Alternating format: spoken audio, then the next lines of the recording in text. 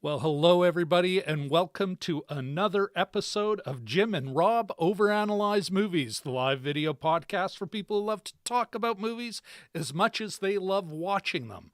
A place where we like to go beyond the review and dig into the story, the craft, the meaning of the films we choose to watch.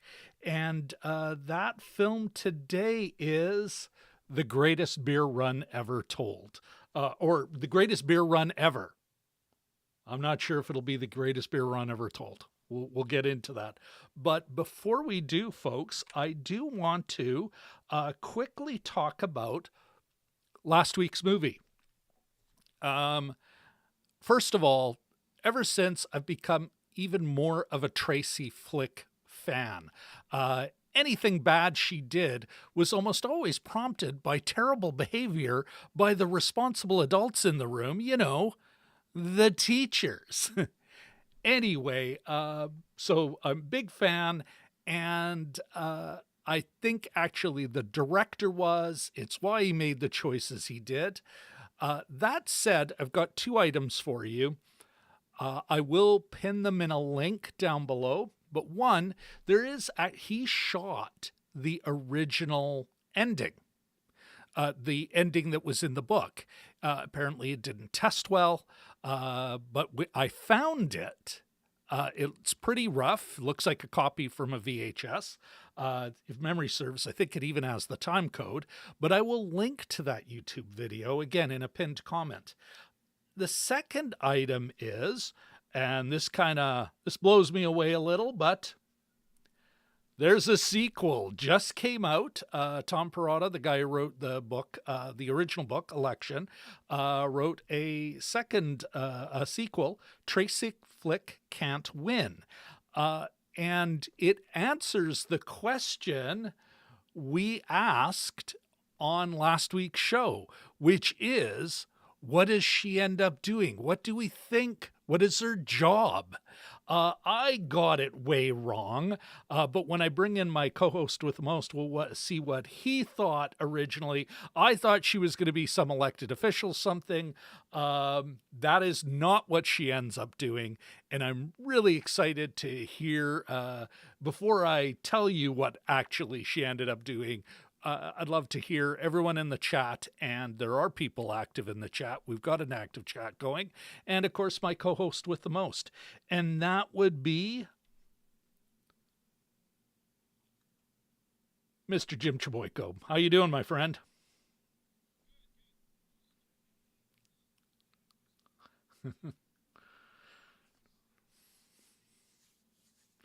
So, before I jump back into doing, setting up this week's movie and everything, what had you guessed, or what did you think she would have ended up doing, Tracy Flick?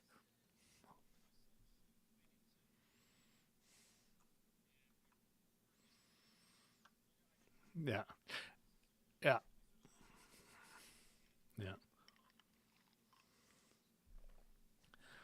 Just, DMG says Tracy Flick on Fox News. And yes, I remember that.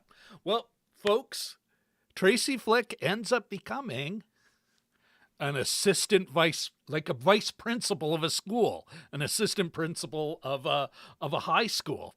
Anyway, I actually am going to read the book because I'm super excited to see where Perrotta took this. She does kind of explore her past, including the quote affair, close quote, with the fucking teacher, twice her age. Anyway, Jim, I'm going to, oh my goodness. Of course, I muted you to everybody out there, but I do have you unmuted, but I am going to put you back in the green room while I set up this week's movie. Okay. Certainly. Okie dokie. Anyway, where the heck were we? That's right. We're talking about The Greatest Beer Run Ever. Here's the log line from IMDb. A man's story of leaving New York in 1967 to bring beer to his childhood buddies while they are fighting in Vietnam. this war comedy tells the mostly true tale of John Chicky Donohue, a merchant mariner who drunkenly declares he's going to demonstrate his support for the troops by bringing each of his neighborhood friends who are serving over there a beer from their local watering hole, Doc Fiddler's. And of course, to the surprise of many, including Chick himself, he ends up on a munitions freighter headed for Vietnam to deliver those beers. Directed by Peter Farrelly of Farrelly Brothers fame, also of the Green Book fame. It's written by Farrelly, Brian Currie, and Pete Jones, based on the book by John Chicky Donohue, and Joanna Molloy. Stars, of course, Zac Efron and Russell Crowe. It also stars Jake Picking, Kyle Allen, Will Ropp, Archie Renaux, Will Hochman, Matt Cook, Kevin Tran, Ruby Ashbourne Serkis, Bill Murray, and Kristin Carey. Let's get into the social nutrition checklist. Would it earn a reframe stamp? No, it wouldn't. It ain't gonna. I doubt they'll even apply, because why would you? Is it union made? Yes, it is. Does it pass the Bechdel test? No, it doesn't. And then last but certainly not least, is it class conscious? And yeah, I'm going to give it a check mark on this one. Of course, we can discuss that further once we're in deep in the spoiler zone, but I do feel that it stars a working class character without it being super, I'm a working class hero, always fighting the man, or poverty stricken, or like it has a nuanced working class character. So yeah, I'd say this is a class conscious, or at least class aware film. Let's get back to over here, and let's talk about historicity. I did say it was mostly true, and other than maybe, you know what? I'll save it for the spoiler zone, but let's say they're in the midpoint of the film. There's a bit of action where it's like, okay, they're really stretching the truth here, or just making up stuff whole cloth. It is reasonably accurate to his tale, to Chicky Donohue's story. And so I think that's kind of interesting. I do have in the links both the original documentary short, one of the producers, Andrew Mancuso, I believe his name is, produced with Pabst Blue Ribbon presents the greatest beer run ever. Anyway, there's a link to that. It's on YouTube, free to see. There's also a History versus Hollywood article on historyversushollywood.com on this, and it goes into character stuff and, hey, did this happen the way it seems in the film and all that? Go check that out. There's a couple other things I did want to bring up, though, because this movie is not just set in Vietnam. Vietnam isn't just the setting. The war isn't just the background for this feel-good story. And there's one moment early in the first act where it goes to that trope I am fucking sick of seeing. The protester and the counter-protester, and they're baby killers. That's a fucking myth. There may have been one reported incident. No one was spitting on soldiers when they were coming home. As a matter of fact, it was the exact opposite. They were soldiers, veterans were some of the earliest, what's the word I'm looking for here, folks? The earliest recruiters, or the earliest protesters. They were leaders in the anti-war movement, because they were coming home and saying, it ain't like what television's telling you. Let me tell you the real story. As a matter of fact, and I've got a link to a great piece in the New York Times that's also available for you to see. It's written by a veteran and a guy who wrote the book on this stuff. called The Myth of the Spitting Anti-War Protester. Anyway, go take a look at that. The other thing I did was CBC, Canadian Broadcasting Corporation, did a fantastic, in the early 80s, a fantastic 13-hour mini-series on the history of the Vietnam War, called Vietnam, the 10,000 Day War. It's really hard to find the video. There was a book based on it, but that the producer of that miniseries wrote, but you can actually find a lot of, and I found a playlist to 99% of the episodes on YouTube. So check that out if you want a deeper dive into the context. I will say though, I think other than my complaining about that trope of the, you're a baby killer or they're baby killers, the thing had a pretty nuanced view, and something I'm sure will, of Vietnam and of the historical context Chickie Donohue was living in, both back in the States and then what he found in Vietnam. So, I think it's a pretty solid its historicity is pretty solid. Anyway, that out of the way, now I can actually unmute my co-host with the most properly and jump into that part of the show. Jim, what were you saying again about Tracy Flick? That she was going to be in law or something? Oh yeah, I just thought she would, if she wasn't elected, that she'd be in law. But clerking for, I don't know, Samuel Alito or what have you, and sort of be firmly ensconced on the right hand of things, and quite possibly ruling on things like special masters these days. But that was just my own speculation. So yeah, no, I hear you. So we got Dragon Movie Guy in the chat. Good to see him.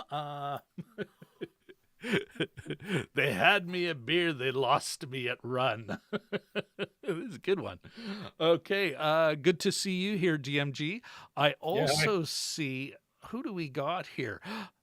I think Katie and Richard are here. Katie Fowler! Apparently we can't hear see Jim. Spell check. I've been practicing my French. Of course, yeah. Work with me. Good to see you, Katie Fowler, and I trust that you can now hear Jim loud and clear. But if we can get, we can hear Jim in the chat, that would be wonderful. And I'm assuming that means Richard L. is around somewhere. I hope so. Jim, let's get into this. Yes. You bet. What would you say? How did I put this? I made many notes. Oh, did you? Okay. I did. But one of the things is, of course, what were you expecting when a movie like this, especially that trailer, kind of brought images to my mind. Before we get into the spoiler zone, when you sat down, what were you expecting? What were you expecting out of this flick? Yeah, I guess I was, what occurred to me is that I was maybe expecting something of that 70s tone. Remember when dramedies first came out? And it was that sort of combination of drama and comedy. Are you thinking like MASH? Like the film MASH? Bit. Yeah, like the film. Yeah, not so much or Catch-22. The laugh track rather. Something like that, where it was a sort of equally weighted between, but in a certain kind of style, almost like a play, like a theater play kind of style that you used to get that feeling of in the 70s. But and I think it still was a little bit like that, but. It ended up being a little bit more, for me in the middle, a little bit more kind of a Alice in Wonderland. That's sort of an old cliche to compare something to Alice in Wonderland, but that sort of fantastical place that he enters into. Fantastical, meaning both good and bad. So that's sort of what I got out of it. Yeah. How about you? Were you expecting you know what? something different in I'm going to tone, get or? into that, but give me a second. Okay. What I was worried about, Jim, as I sat down, is like kind of, there's going to be fun, but where does it break and how does it break? And some of the movies that came to mind were George Clooney's Monuments Men. Tom Hanks has made a number of these. Top of mind, of course, most recently was Greyhound, but Charlie Wilson's War, a rather positive, incredibly positive look at the Americans' efforts to get rid of the Soviets in Afghanistan in the late 70s and into the 80s. Yeah. And so I was worried that nuance was not going to be this film's thing, that it was going to be one of those where it's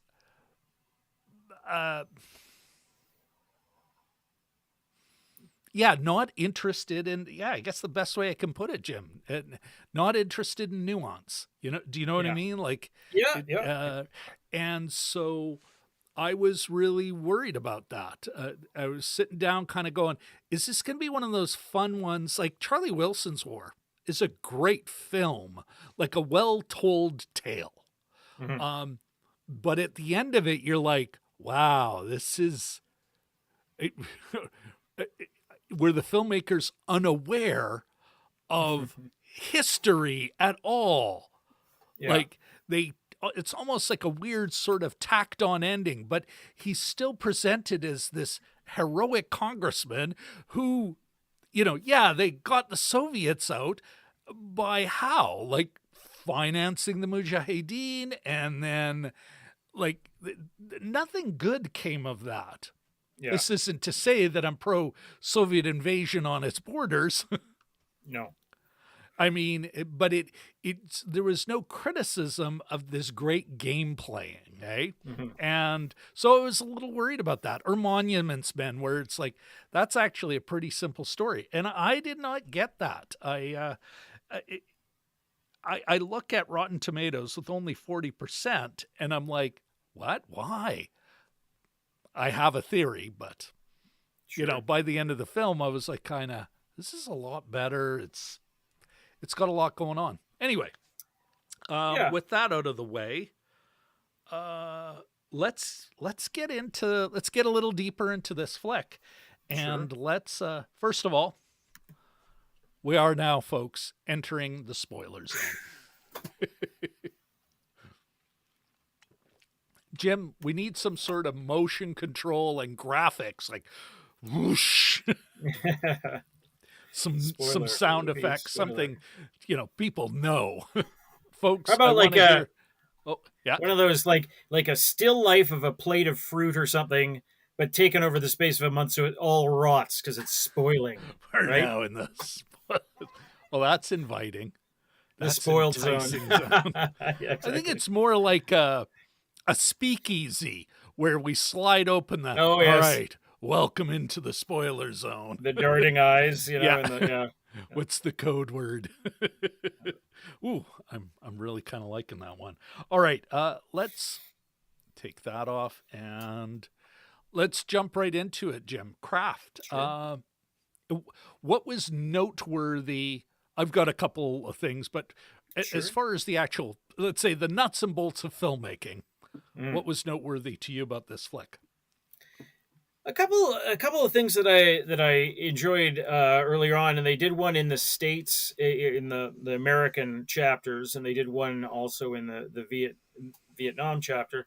Was their use of, I hope I'm using this term correctly, but the tracking shot. So at one point, Chicky fakes going into church in the morning, and they sort of follow his motion. Side. Yeah. And as I track across the screen. Yeah. And then they show him sort of having a coffee and a breakfast sandwich, throwing him in the garbage, and then going into church to catch the last 5 minutes, only to exit to shake the head. But as he's in the church, they sort of pan across the wall where he would be in the church, And they did that, and they did that also in the Vietnam sequence when he's running around the streets with the reporter, photojournalist Arthur Coates, played by Russell Crowe. And there's, it's funny because you have the control of the camera. A lot. They did it Yeah. up when he was in LZ Jane as well. Yes, when he was in the that's north of the that's country. Those were the two that I quite remembered. But when he's with Coates, is that you have the sort of the it's a little bit of dissonance. So you have the control of the camera, but outside everything's chaos. Yeah. And it's conveying this chaos. And I that's, to me, that's effective, and to me that's a director that still likes playing with things like motion and stuff like that. It's standard. You see it all the time. But I was like, oh, that's effective. For me, it was effective. Yeah. So shots like that, What did you think of... well, I'm going to tell you how I felt. Yeah. But I want to know how you felt. I was...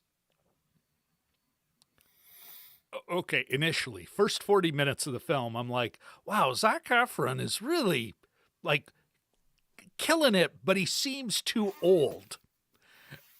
And, of course, then you see actual pictures of Chickie Donohue, who is in 26 going on 42, it seems. And then it's like, oh, okay, well, that's, never mind. But by the end of it, I'm like, wow, I want to see more of Zac Efron. As far as I'm concerned, he delivered. Yeah. And I will talk about it. It overlaps so much with story. There's a few shots though I'm desperate to talk about because I also thought it was great craft, but I'll save those for story. Sure. As far as performance goes for Zac, what did you think of his performance? Yeah, I thought it was good. I didn't love the first half an hour of the movie. I thought it took a while to get going. Yeah, but for him, talking about just the performance. So his specifically, I was sort of waiting for the other shoe to drop, and in fact it does. So he's kind of doing his thing in New York, but it's when he gets to Vietnam and suddenly he's back he's to performance vulnerable. though. Yeah, like but his vulnerability and his ability to show that vulnerability, I thought was effective. I bought it. But do you think some of that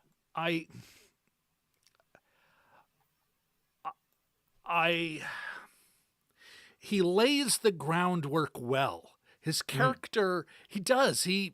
I was, you kind of got this bar loudmouth. Yeah. And so that when he reveals vulnerability, when he reveals more over the course of the film, I think it's because he did the hard work and the heavy lifting at the beginning to create a character who you're now starting to see cracks in. Yeah. And I think that is, I want to see more of Zac Efron. I really do. And it's just that, when he realizes there isn't one single moment, I don't think, unless I'm wrong, but when he sort of realizes he's in over his head, and then that sort of starts to dawn on him, and he, he's often in a, curled up in the fetal position, or, like he presents physically differently. Yeah. And that might've been directorial choices too, but I thought I fully bought it. And then there's a third Zac Efron towards the end, and I bought, all three stages, of his performance. So I thought he did quite good. And at the same time, he was in over his head, but he still had the wherewithal to sort of, get what he wanted and to say, I'm determined to see this guy, or contradict other people that he had seen something different. So it was kind of a nice mix. Mm-hmm. Quick aside. Merci, Richard. What about Russell Crowe? I also have an opinion there, but I wanted to. Yeah, I mean, you go first this time. Yeah, I like Russell Crowe a lot. I don't know, maybe he was a bit old for this. I sort of didn't really fully buy him. I also learned afterwards that he's a composite character, which always sort of, it shouldn't matter, but it always sort of bugs me a little bit. But I thought he was okay. I was sort of wondering, is he a photographer? Is he a journalist? Is he is he both? That kind of thing, because he wasn't talking to a lot of people. But anytime you get the old salt, it's always an interesting sort of a scene chewy kind of role. So, I mean, he was okay, but he didn't amaze me or anything. I thought to myself, I kind of enjoyed seeing him in a supporting role where it didn't seem like he was trying to run the show. Do you know what I mean? Like, I mean, he is a big, I get that. Was a big movie star. And here he is kind of doing more supporting role, workman-like, but it doesn't seem like he's just pulled out. I'm not saying it's amazing. Yeah. But it didn't seem at the same time like he's just pulling some shtick out of his stock bag of tricks. Yeah. Plus, he's obviously totally, as a well-fed middle-aged man myself, I admire his, I'm going to stay this way. I'm plenty comfortable wearing baggy clothes. Yeah. I don't know. Okay. Look at this. Ahmed is in the house. Hey, how's it going? I like that whole. He just turned 30, I think. I want to say. Did he say? Was it? I think or it is was it 29? 29? 29 again? Is that it, Ahmed? That's right. Yeah. Good to see you here. Sorry, what were you going to say, Jim? I was just going to say I really like the scenes with all of them in the sort of the press club. There was a female reporter and the sort of the jaded English reporter. I thought there was a nice sort of crackling sense of energy in those scenes, and even the bartender was. I think he was delivered. The small characters getting some time, and we'll get into this later, but no one seemed okay. I'll do my shtick now. I'm thinking of the cop, played by, I think his name's Kevin Tran. Kevin K. Tran. He played Oklahoma. Not without it feeling too shticky. I will now be the local comic relief. There's a lot of supporting characters, the young American soldiers, that if you watch them, even without lines, there's that dinner that he went to with that Habershaw and then the African American guy. And I was watching the African American guy, and he was really reacting. He was kind of like, the in between guy. And a lot of these guys did a lot with the minute or two that they were allowed on film. I thought a lot of those. The kids in uniform did a really good job too. A lot of good supporting roles, even if it's just for a few lines. Well, and that it's interesting. Like I sent you that video, I think, Jim, didn't I? Yep. Yeah. The folks, I'll if I remember, I'll pin it in a comment. Great video about Sam Raimi's Spider-Man movies and how he really made sure that small characters had space and that they were obviously important. They weren't just, okay, you stand here, you are the person who hands him this thing that he needs, or be in the background. That all these, and you're absolutely right. The way that guy was reacting as Havershams being all keen. Yeah. Okay, let's, I'm going to use craft to move into story, Jim. Sure. One of the things, and this is, I'm gonna take us into story, but it's still kind of a craft thing. There were, and I agree with you, first 40 minutes, I almost checked out until about minute 41. I mean, I was fine. But I was like, are we going to get going? What are we actually doing with this? Am I just going to watch a guy drop off beer?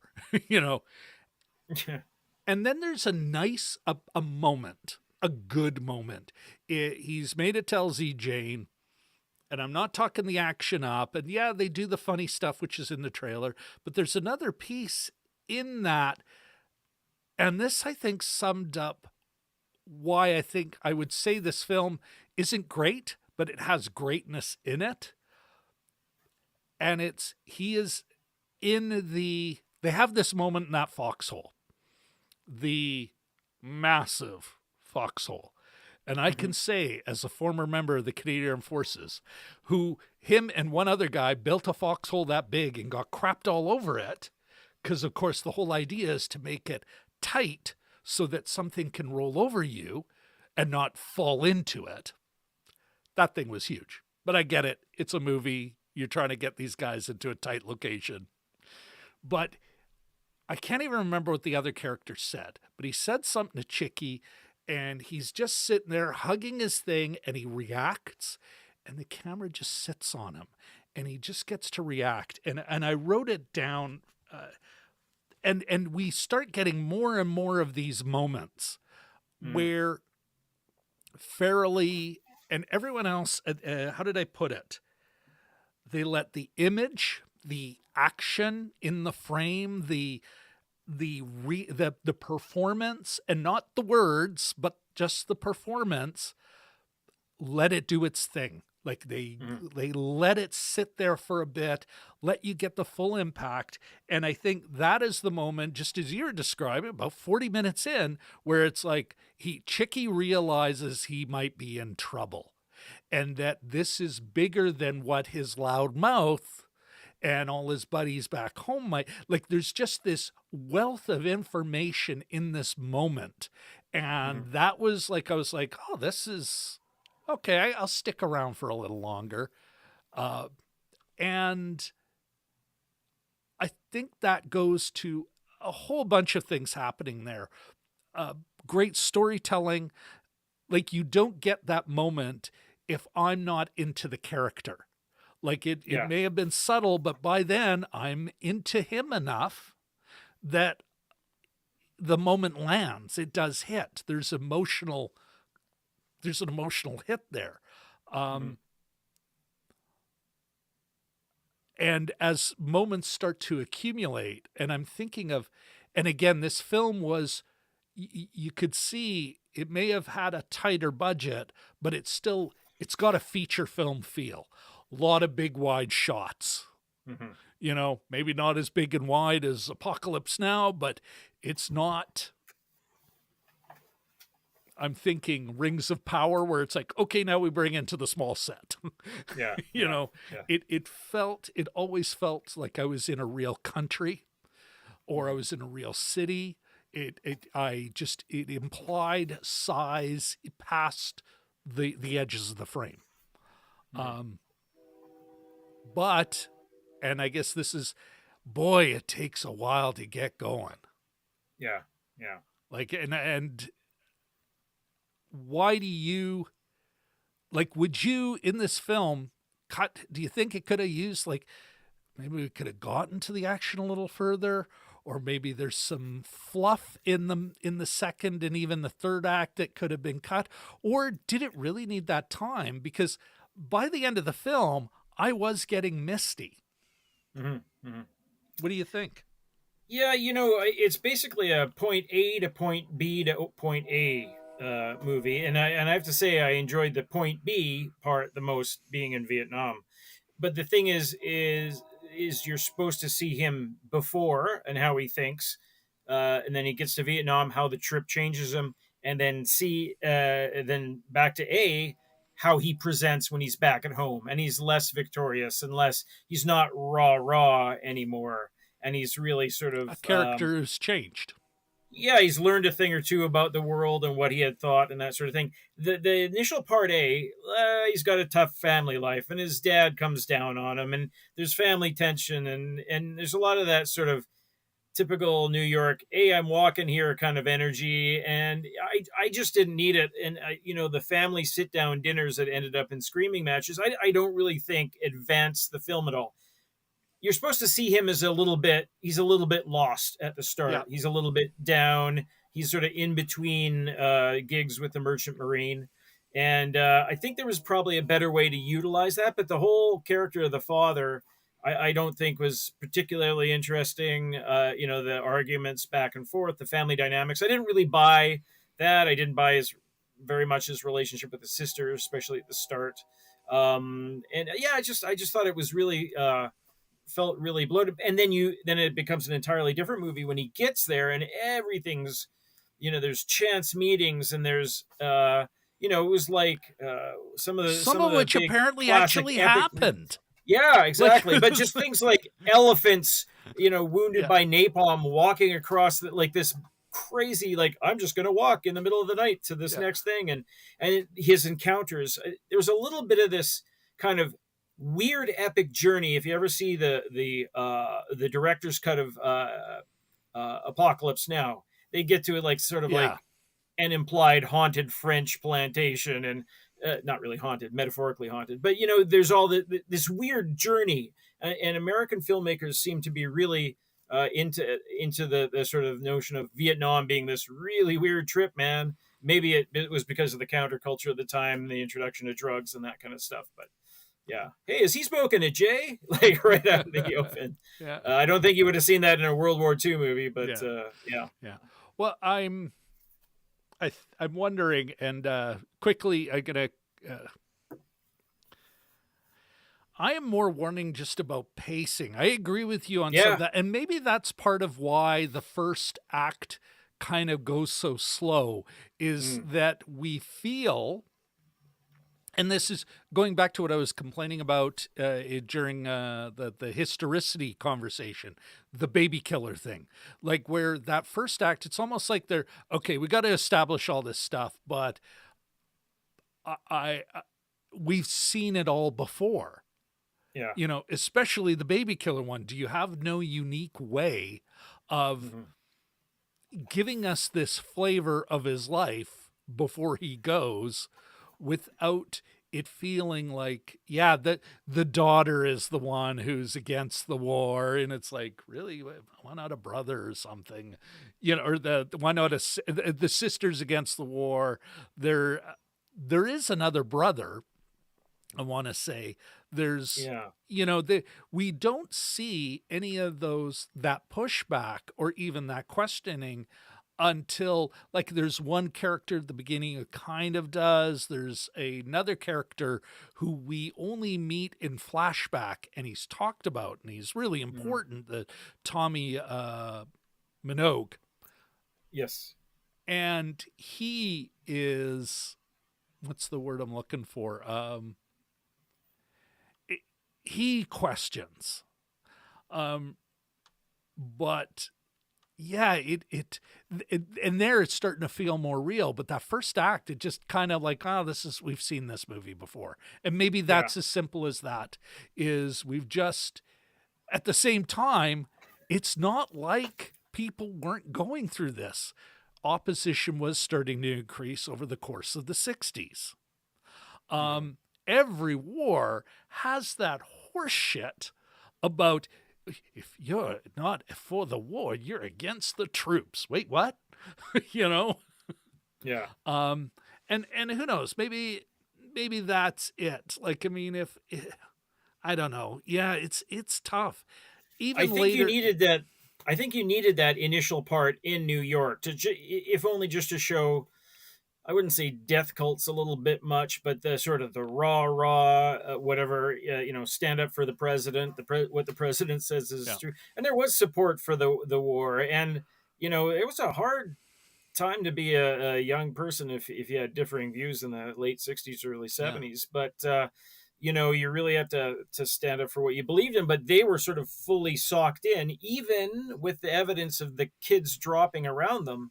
They were fully socked in, and they bought everything that they were told, whether it was from the colonel or, you know, and not realizing it was a different kind of war than the one that he fought in. yeah, You know, and so yeah, I think you have to establish that mind think or that group think. So yeah, a little bit of New York at the start, I wouldn't have mind, but the family dinners and the silent grandmother, who I thought was going to say something but never did, maybe, you know, or I was sort of expecting a surprise line from her. You know, just the overbearing dad, the mom, and you know, I know.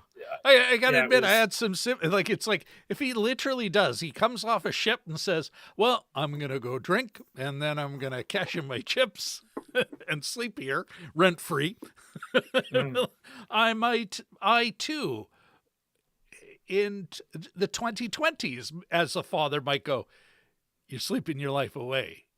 Get your ass out the door." Like, yeah. I Yeah, I'm not.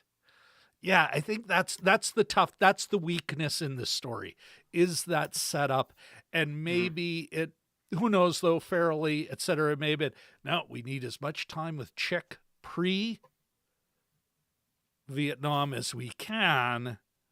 And this wasn't the part they were that interested in. And it could also be that it was that accurate.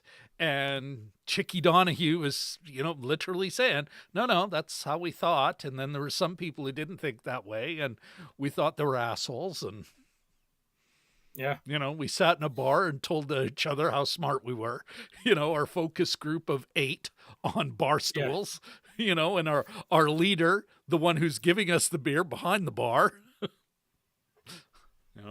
Yeah, and then the flip flopper was kind of an interesting character, the one that always went with whatever everyone else was saying. And well, I want to, because I think he almost goes to theme in a way. But first of all, I did want to answer DMG's question here. He asks, were there any Canadians in Vietnam? Yes, there were. Canada actually had 2 feet or 1 foot firmly planted on either side of this conflict. Both Canada was part of the UN mission because, of course, Vietnam was split by the UN. It was the one taking a look at its own demilitarized zone, and Canada regularly used that opportunity, that their reputation and their the Canadian military, their reputation of being fair brokers, to regularly funnel intelligence to the United States. Another thing back home, Pierre Trudeau let the draft dodgers stay. It was always really easy and great liberal politics to, speak truth to power. While at the same time, no one ever gave DuPont any grief about making Agent Orange in Ontario in the Golden Horseshoe. It's like, you bet we'll keep trying. Hey, there's money to be made. Yeah. And then further, Brian, there were actual so as draft dodgers came up, there were young Canadians, adventurers who went south. And I mean, it was a different time, right? You could join the American Armed Forces. You could become a Marine as a Canadian. If you're Indigenous, then it's like a whole bunch of different rules applied. And so when I say a lot, not thousands, but a fair number of young Indigenous men went in part because they have a special status going over that border, especially if you're from a First Nation that straddles the border. They went down as almost like a proof that they were warriors, rite of passage. So, they were there. And then as far as were there any major protests? I think there were many protests outside of American embassies, just as it was easy to protest against the Vietnam War in Canada. Just as it was easy to protest against the Vietnam War in Moscow. Yeah, exactly. So we're there, yes, but you never had the same level of conflict, because notwithstanding the double dealing that our elites were involved in, not our war, man. And hands up, Rob, if you've ever worked with anybody who was a draft dodger. I know of a couple of people personally that I've worked with who came up here and stayed. So we worked, Jim. You may not, maybe you weren't. You went to Minnetonka, didn't you? Yeah. I don't know if you remember him. He was only there a year or two, but Kansas City Kramer, I think his first actual name. Well, Dave? I think Dave, or maybe Tim, I don't know. He was an English teacher in our junior high school. He was a draft dodger. Oh my gosh, I didn't know that. Crazy, eh? Now. And he was a super cool teacher. And not wavy gravy cool, but wavy gravy. You know what I mean? Timely. Yeah. Yes, yeah. But yes, so yeah, I do know draft dodgers. Heck, a couple of them became big deals in the NDP. Mm, You know, Manitoba yeah. and, you know, a number of people of a certain age where you're like, what do you mean you're from the States? They came up at that time, you know, Yeah. whether they're protesting and was like, well, I'm out of here. I want to go to a country that isn't all, you know, Yeah. warred up or whatever. So yeah, Vietnam had and yes, the legacy of American draft dodgers who set down roots is significant in Canada. Canada Yeah. benefited from that because yeah, they're mostly there are kids who couldn't. Their draft deferments from school were no longer working out, so they were middle class. They were not Yeah. working class. Like I mean, yeah, you were working class. You ended up going to war. You were like Chickie's buddies. You know, they're like, oh, you go to war. We're told. You know, you don't Yeah. get Yeah. to stretch out school for a decade or have doctors who can talk about bone spurs. You Inwood, know, the neighborhood that they're from in the movie, is the very northern tip of Manhattan, by the way. So that gets all the way up to 218th Street, which is actually the area that Lin-Manuel is, maybe a little bit south of that, but Lin-Manuel Miranda is from there. yeah. But yeah, it's all the way up there. So yeah, the northern the northern sector of Manhattan. So um, yeah. So yeah, there's a rather long rambling answer to your question, DMG. yes, I hope that gave you the answer you're looking for. Jim, is there anything else we want to talk about? Actually, well, I know I do. sure. And again, the greatness in this film, but it's not Mm-hmm. great. You do come back to certain points where it's like, okay, I've seen this before. Even right down to, you know, the Kevin Tran's character, Oklahoma Hugh, being found dead. It's of course he's going to be dead. You know, like, I wondered when we met him. They had a little conversation. I thought, are they? And he was all in white. He was I think one of the only characters all in white in the whole film. I thought, are they trying to stick? Are they trying to stick that in our memory? So of course we meet him again, and the second time we meet him, it was just sort of in passing. Can you help me out to get to the American embassy? I thought, is he gonna die? Like, is this gonna be like the Killing Fields Mercedes Benz thing? yeah. Is this yeah? So I did that surprise you, or did you Well, sort of that's see that that coming? one. I honestly, there was a moment though when he was actually giving him his name and address, where it's like, boy, maybe this is part of the true story, and the guy shows up or something, which I would be awesome about because Yeah, I don't yeah. want to see a guy die. But No, um, I thought I thought Chicky might get in trouble because they would have found this on somebody who was part of the South Vietnamese or the yeah.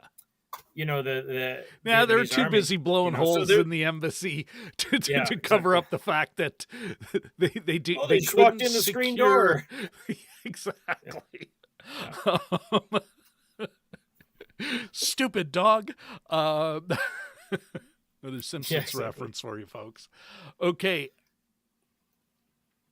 Great moment. And again, these start to, and they come more often. And again, I think another moment where they kind of go, we're going to let the action speak for itself. They great bit of staging. He's walking down a road. I would say, of course, it's not corn, but high like corn on either side. Mhm.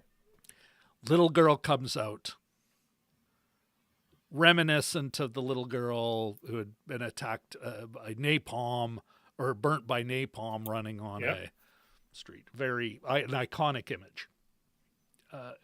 She's there literally with a ball of rubber bands, and he gets it, and she does, and she just, like, she is so terrified. And then they cut in as he's just trying to, no, I'm not, you know, Yeah. they cut in that music that's kind of hippie and upbeat, and we just see the drama. And it, even now, like that it's like, God damn it, that there is another moment they did where it just we start to see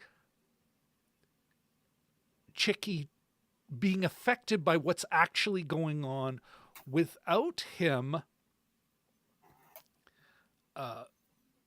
without us being told how to feel. Without him being told, okay, see, that's what's going on here. Like, we've seen a few of those movies of late where it's like, why are you telling me that? I just saw that. Why are you telling me that? Here, the filmmaker, everyone has the confidence to just let it happen. You know he's saying stuff, but they're like, no, we're going to put this music over it, and it's just going to, the contrast between the tone of the music and what's actually happening, even enhances the emotional impact. And I was like, wow, this movie's getting under my skin. You know, and that's a great story moment. And there's more of these. Yeah. Unfortunately, there's also a lot of kind of, okay, I've seen this before. I don't know. What did you think? What did you think of the CIA card and that midpoint where they're actually hunting him? As a plot device. Whenever you're, it propels him forward, of course, but whenever you're given those, especially in based on a real story type movie, you sort of wonder, okay, is this the part, like composite characters, is this the part that they sort of massaged a little bit? I can answer that, but and so it gave you a different kind of suspense or tension. Give you a different kind of tension. Yeah. This was coming from his own side as opposed to the unknown. Quickly, one of the interesting things about the scene with the little girl and the ball is that he ends up running away, from he's so unsettled by it that he also is experiencing fear from that. Exactly. And that sort of was an interesting choice. Which was both funny, like there's the way he's running away, like I'm in trouble. Like he's in trouble, like I got to run from the cops. Yeah. While and once again, they let the camera just sit and let the run, and the way he runs, and he's kind of hunched. He doesn't. Yeah. It's a great bit of performance, but it's also a great bit of mise en scene. And yeah, they, like you say, you know what? They use tracking when it's appropriate to use tracking. But when it's like, no, just cameras on sticks, just let us just be in the action. Yeah. So there's different No, kinds that's of tension. I forgot about that, but it And that was sort of notable for me. There's different kinds of tension, and I think they work on that. It's not constantly, bullets overhead. It's a different kind of thing. And I guess this was the opportunity to introduce a new kind of thing, like where he's actually being pursued, and it's not, elephants in the bush that he mistakes for a sniper, or, something like that. Or the CIA, the creepy CIA guy. It's like, yeah. The creepy comical kind of, sort of almost Archer-like character that, you know what? I actually like that character. He's a little older, and he does, it's like, that is my image of a spook. What I didn't like is it, according to Chicky,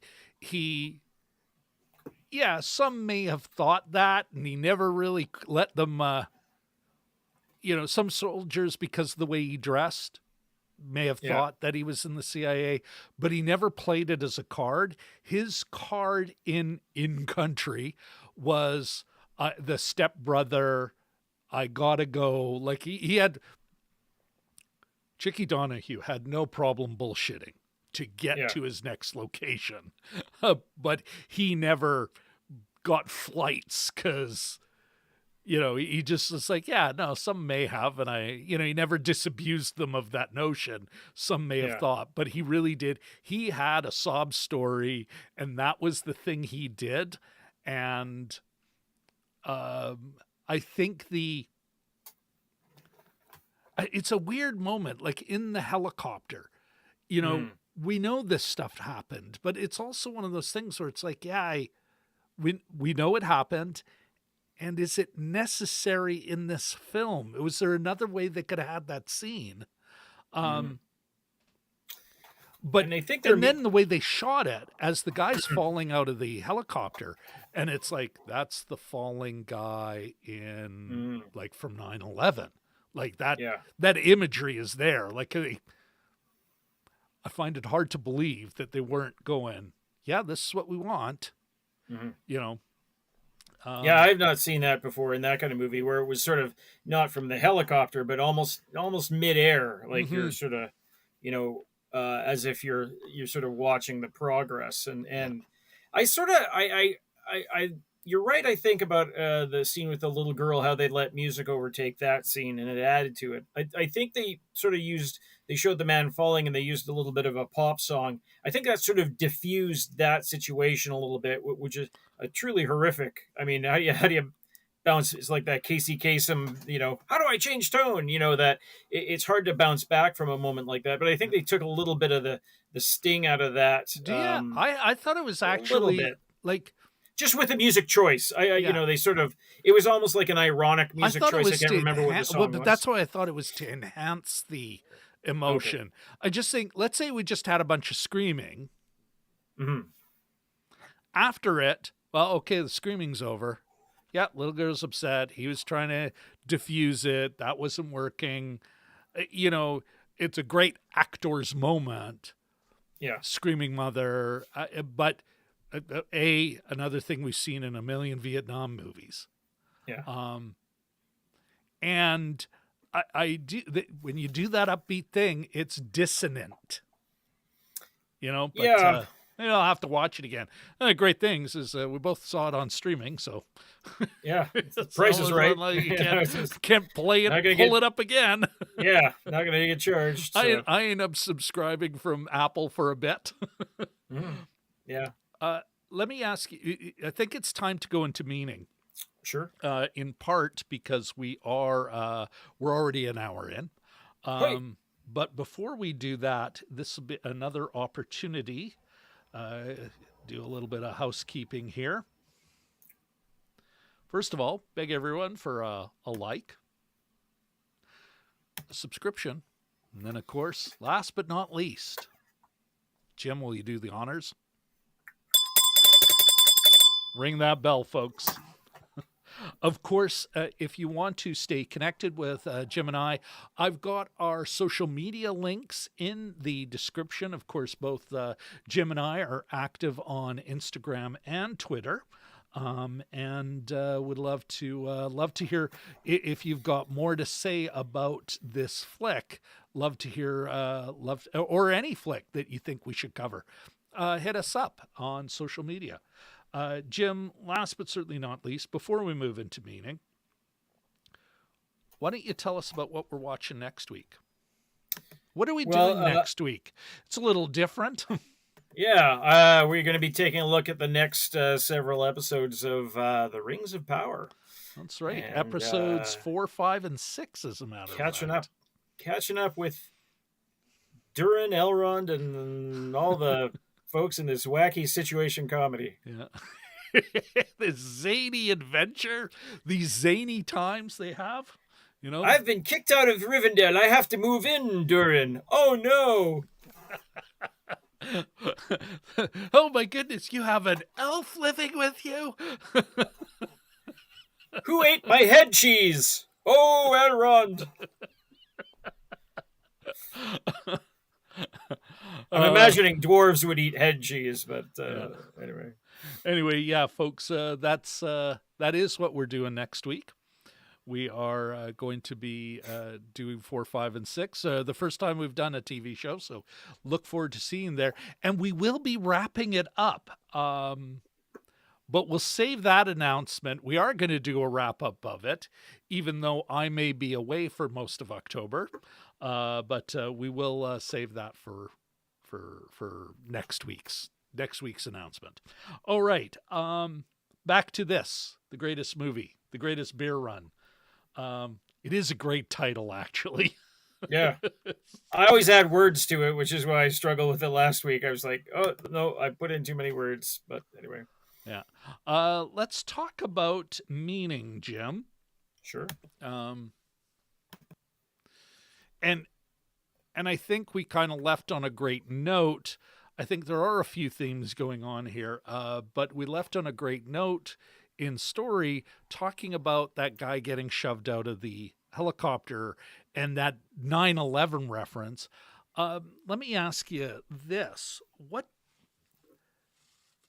do you think Farrelly wants us to take away from this flick? It's sort of it's a little bit of a cautionary tale, not really, but it's truth versus lies, like how corruptive lies can be to a society, and it's just not just like one little thing here and there. You're fueling whole populations in their belief in something. Yeah. And so just how corrosive, that's the word I was looking for, how corrosive lies can be to an entire society. Yeah. That I think that's the thing, because, it is about the, watching a war from afar and then getting literal boots on the ground there and seeing what's progressing in front of your own eyes. And without any shield or prism or, and Chicky's in a position where he sees things. He sees what wasn't sabotage. He sees the tank blowing a hole to act as a cover story, and he sees things like that. So he even sees that, notwithstanding the statement that they've been in a ceasefire for 3 days, he's like, what? Well, no one's telling those guys up north. Yeah. And that's sort of the beauty of it. And he gets back and he tells the reporters, and they're all like, what? And that was sort of those are neat kind of moments where a character emerges with the truth and is able to sort of deliver it to people. Really, I thought that part was pretty effective. But I think it's truth versus lies, basically. Yeah, I agree with you. There's also a bit of you have a naive young man coming out of his naivete, maturing because the world rubs his nose in it, that he puts himself out there and also comes back not having all the answers. He does not. And it's interesting. I think this is also goes to the greatness that is in this movie while not being great. What I enjoyed was there isn't a character, and not even the Arthur Coates character. There is no character who says, here's the big grand socioeconomic theory of everything. He learns enough to question. He, without it being patronizing either. Like, I don't feel Chicky's ever patronized. He's also not insulted. He learns these things through experience, and we're only given what he sees. And so I think that's a really nice, light, thematic touch. Even the older hand kind of keeping it. I love the fact that even after what he's seen, he was still kind of, well, can't you give us good news? This is hurting our boys. This is hurting us. And instead of, again, some grand theory on epistemology, there is how can truth be bad? How can I not report this? 100 people dead, only 10 guns. Come on. And I think that those smaller conversations and the allowing the imagery to do its job. The Tet offensive, which apparently, the guy he was there at Tet. He could not get out of town. He ended up being in Vietnam for 4 months before he could finally get out of Dodge. He did not get on a plane. He ended up getting another gig because he was an oiler. He was he had his ticket. And finally somebody, we need somebody. Come on in. What does that old dock worker say to him, or the old guy in charge of the docks? He said, you're going to find out it's a lot easier to get in a war than it is to get out of one. Yeah. Looks like you're forked. Yeah. Get lost. It's a great moment. We got an interesting question here from DMG, or an interesting statement. He says, it feels weird seeing this Vietnam War movie coming out in 2022. Most Vietnam War movies came out between Deer Hunter in 78 and Born on the 4th of July in 89. That was the 80s was the big heyday of great and not so great Vietnam themed movies, including, I would argue, Aliens. Where I think this is relevant to meaning, and one of the positives of this film was, it's always commenting on our present time. They're not talking about Vietnam. They're talking about now. And like you say, the corrosiveness of lies and how much, and this is where I come back to the falling man. And it's a dissonant image, because it's like, okay, what are you trying to say here, Farrelly? But I think he is making a commentary on this current time. It's like, you can't be doing this stuff and lie about it and it not have an effect. Because in some ways, Farrelly could be MAGA boy learns the truth. You know, like in many respects, he's a pre-Vietnam, everyone was, I shouldn't say everyone. Patriotism was the in thing in 1958. Come to 1968 and all the big, that 10 years is a big change in Western culture. And it wasn't even Nixon at that point. It was LBJ, because he has, there's a scene where somebody's sort of shouting at LBJ on the TV. He says, "Hey, that's our president. You show respect." Yeah. So it wasn't even that, sort of had gotten that far yet. But yeah. There's an interesting conversation, sort of 3/4 of the way through, between Coates and Chickie, the Coates, the Russell Crowe character, and Chickie. And they're sort of sitting at the balcony. I think it's just as the Tet offensive is about to happen. Those fireworks look weird. That's tracer fire. Let's get out of here. Well, that is where he's talking about, how can you resent truth? Yeah. How can that be bad? And then he also says, and this sort of reminded me of the good daughter in King Lear, the one that was the truth teller. That it's almost, and in my words, it's a greater act of love to tell the truth than to lie about it. And so what to make you feel good. Yeah, to make you feel good. It's the better friend that tells the truth, or it's the more loyal person that even if it's awkward, even if it's painful, tells the truth rather than conceals it. And that's sort of the better act. I'm wildly paraphrasing, but that's sort of what I got out of it. And that's kind of an interesting thing too. And it comments on the press being the enemy of the people as well. Which is very much a current thought, Yeah, no, I agree completely, Jim. There is very much it's a commentary. It kind of like science fiction. Mm-hmm. These historical, especially as DMG, said, it's kind of weird seeing a film that isn't right, that we haven't seen many of. He does say it's not any, and I agree. There have been others, but this is decades later. It is no longer films trying to explain the Vietnam experience and repackage it in the Reagan era. It is this is talking about our time right now. While at the same time talking about what was actually a pretty cool and stupid thing to do, you know. And apparently a bit of truth in filmmaking. Yeah, Chicky, according to him in his book, it's like, yeah, I came back different. I was not buying. Of course, he had been there for months. And so when he comes back, he's like, yeah, I had a different opinion of this, you know?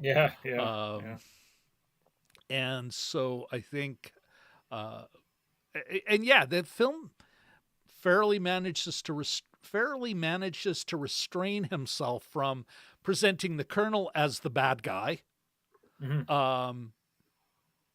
And Coates has that one thing where it seems organic, where it is a bit of a thematic speech. Here, this is what the movie's about. So there's I think it's a little more subtle than a lot of films can be. I'm thinking, you know what? I still think Don't Look Up is going to be remembered. I know a lot of people, it's too. You know what? I don't want to get into Don't Look Up again. But quick aside, out of all the movies last year, that the one line at the end where Leo says, "We really had it all, didn't we?" I still think about that.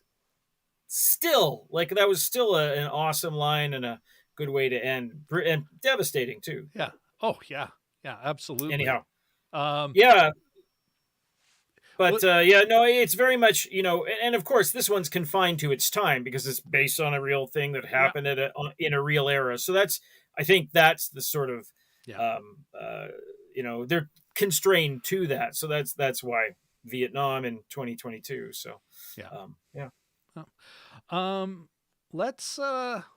I think we're at that time where we can start moving into our standard get out of the meaning then. And before I ask you what grade you're going to give Mr. Farrelly. Again, right now it's sitting at 40% on Rotten Tomatoes. Why do you think that is? Maybe the soft start, maybe people sort of didn't, they weren't 40 minutes before you really got going. Out. Yeah. But once you got to Vietnam, then it sort of started to like, okay, this is getting interesting, and I suspect that might be part of it. Yeah. How about you? Do you have a theory? I do think that first 40 minutes was the death knell, right? Like, I mean, it takes so long, and there's some parts that are really kind of, we've seen it before, right? Like that's why I say it's not a great film. I'm not even sure if it's a good film. And I know that sounds really mushy. There's greatness in it. Zac Efron delivers this character. There are all these moments. You can't have moments if they aren't earned. And so they were set up somehow by the same people. I'm wondering if and it looks good. Yeah, there's I'm thinking of DMG here when there's that scene that could have been so much more. You got the ammo dump burning, and it's a great shot where it's like, oh, they ran out of some VFX money because this could have been like just the perfect shot of, as he's driving away and Coates is sticking around to take pictures at the burning ammo dump.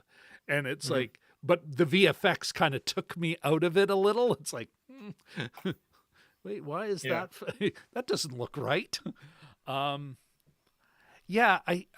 wondering, Jim, and this is something I thought halfway through the movie. I'm like, maybe this guy's the truth of the story. And hats off to everyone to, stick pretty well to the facts of the matter, like other than the CIA adventuring thing. I mean, was there enough here for a feature?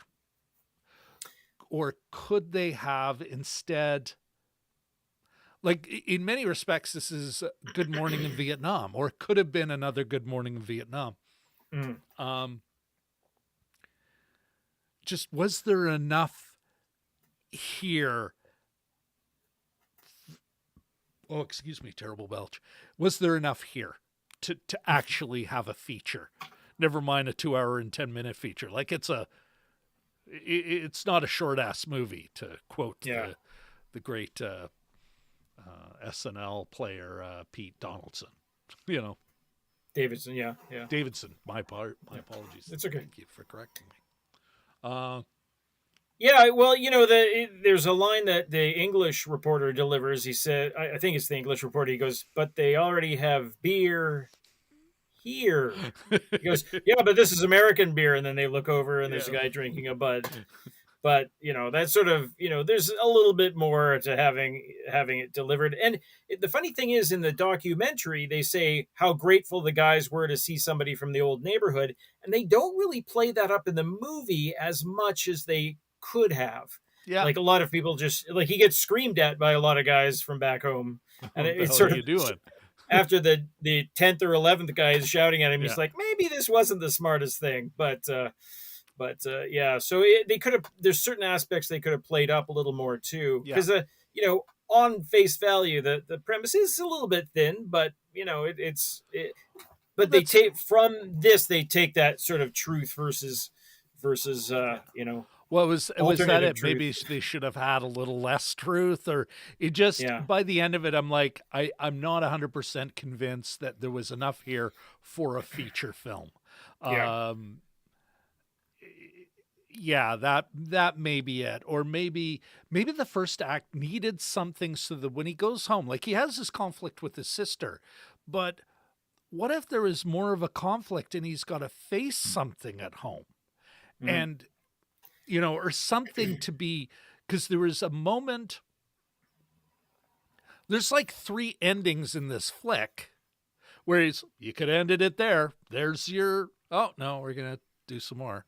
Oh wait, there's the, no, okay, we're doing this. I do like that he comes to peace with his sister, but I never thought they were out for each other. No. So, there's a disagreement, but yeah, like welcome to a family. Yeah, like we don't we get the parents at the beginning. Why aren't we seeing them at the end? And honestly, like, I mean, I think the end moment really should have been with Mrs. Minogue. That's a good point. Where and that is like, I mean, that one got me. Like, that's where I was still misty, that moment where, and as we know the truth of Tommy going and everything, that one got me,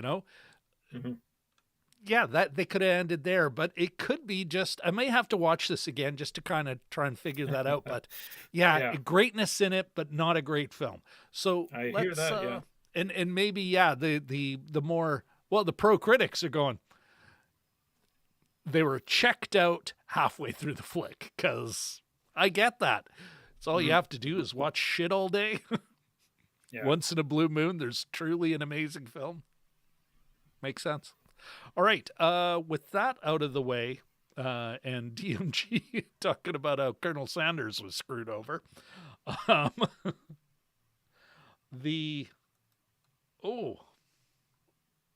Look at this. Catherine Johansson's in the house. Oh my gosh. Do I have a theory? I think you just heard it, Catherine. I was like, I struggle with this flick. Wow. And I think that, again, greatness in it, but is it a great film? And I could see a pro going, nope, this, and this reason. I gave it what I think we should all give it. It's something you and I have talked about regularly, Jim, is to be open to the movie, to let the movie happen first. Even if ideas are coming up, that you kind of set them aside, get to the end. Yeah. And because I did that, I was more emotionally invested. I mean, there are a couple of scenes that, how did you put it when we were talking once about being transported? I can't say I'm transported. It's about a fucking war. It's about Yeah. war crimes. It's still, you know, Stay with you. They stay with you. yeah, it stays with me. Yeah. Yeah. So I think there's my theory, Catherine, as best as I can say. I mean, having read none of them, I can't give you any deeper a theory than that. Sorry. But thanks for coming by Yeah. and asking the question. It's still daylight in Kamloops. So Jim, what's your mark for Mr. Farrelly? You sort of convinced me to raise it a bit. So I'd say B minus maybe. It could have been great. And if you let somebody like, I'd like to see somebody like I don't know, just off the top of my head, a Taika Waititi take a run at this, and you would have a much weirder and probably more entertaining and streamlined movie. But just off As the an top of my head, idea, as I yeah. said, just as an idea, or somebody that it's a little more freewheeling. But I mean, he the last 2/3 of the movie are way better than the first third, so I'll give him that. Yeah. No, it is. Again, if you can get past that, and there's got to be something good in that first 40 minutes, because everything else starts to hit, and I do think it's the result of a lot of track being laid. It does get there eventually. Oh well. I'm gonna. I like your. It's a pass. It's not a big pass. I even thinking C plus. Yeah, I was sort of hovering around that kind of. Yeah. So I mean, but we can say B minus. Sure, why not? A movie can move you to tears. It doesn't have to be bawling. But at the end, I'm like, buttons are being pressed, and I'm not being offended by. I mean, Farrelly's a middle class guy. Firmly upper middle class, he is. So when I said the movie's class conscious, it may be better to say class aware. But much like the Green Book, it's a middle class, an upper middle class, educated, affluent perspective of the world, but that he doesn't seem to insult any of these characters, these working class people. That he allows this character to interpret what he sees and compare it to what he's been told and still argue about it and everything. It's like that deserves, God damn it, B minus. Like it's got more going on here. Is it a revolutionary film? No. Is it some deep critique of, I think he's like a lot of upper middle class Americans going, are we going to lose our democracy? Is this what's going on? What have we done in the past that has led us here? How can I talk about this remarkable story while at the same time saying, we have a problem? And back to the class thing. It's not, I don't think because this could have also been MAGA boy learns a lesson. And it's not that either. At no time do you feel like he's not patronizing any of these characters. Doesn't have any black characters, but I could see. I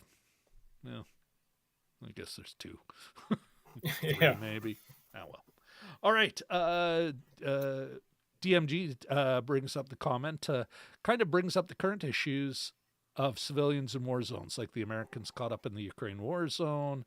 In the fight against Russia, that's an interesting point. All right. Looks like we've come to a B minus. Final thoughts, sir. Final thoughts. I have two big final thoughts, and I didn't want to bring them up too earlier because I thought it would detract from the movie. One, there's still I'm sure there's still Vietnam stories to tell.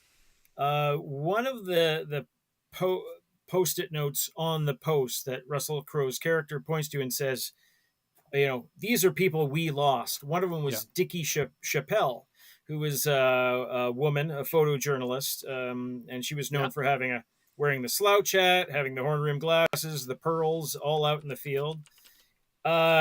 She's a fascinating character. How is that not a movie yet? Like every 5 years, I stumble on this character, whether I'm watching something on PBS or something Ken Burnsy or Ken Burns adjacent, and I see Dickie Chappelle and I read about her. I'm like, oh my god, how has Kate Blanchett not played her? Yeah. Or yeah, a million amazing actors. Fascinating character, great chance for a role for a woman in a wartime movie. It blows my mind that hasn't been done yet. I can't imagine. I can't believe it.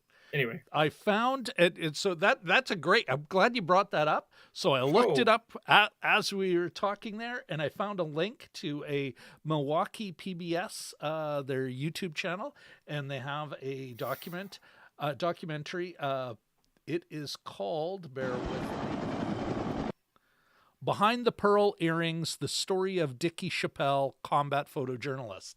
And I will put a link. I will pin a link in the comments, folks. Great one. Super interesting character. Like, just it's got like, I smell an Emmy, like it's just or an Oscar. Like it's just it's got so much potential. The other thing I wanted to point out really quickly is that I sort of feel bad for the country of Vietnam. I've been there. My wife and I were there in '94, and it's forever. I sort of feel bad for them. Anyway, well, it's forever interlocked with the war to the point it's like almost a word association game where you say Vietnam and you can either say food or war probably.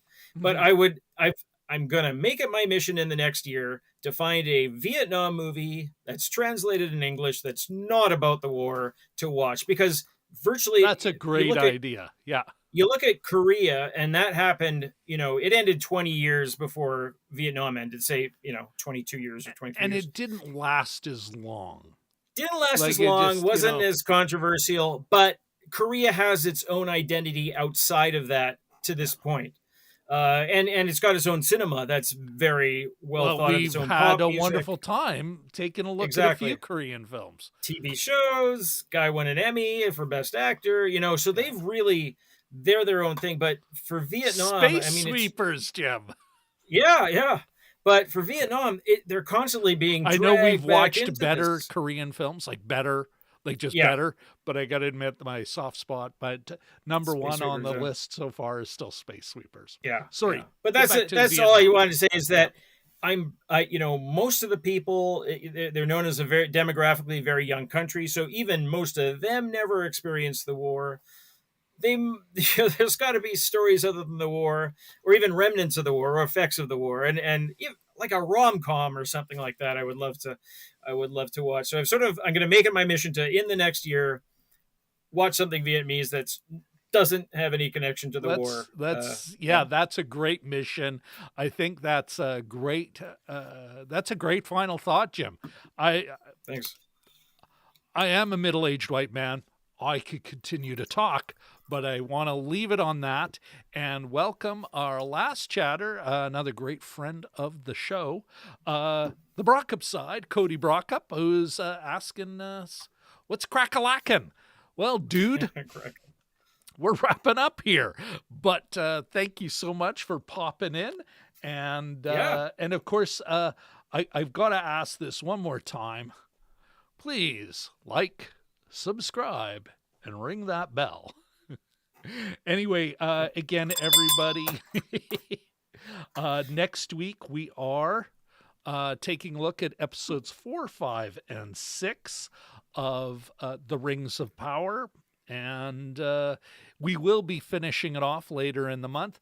I also want to give everyone a heads up that I may be in a couple of cool film locations as I travel throughout Europe, the Mediterranean, North Africa.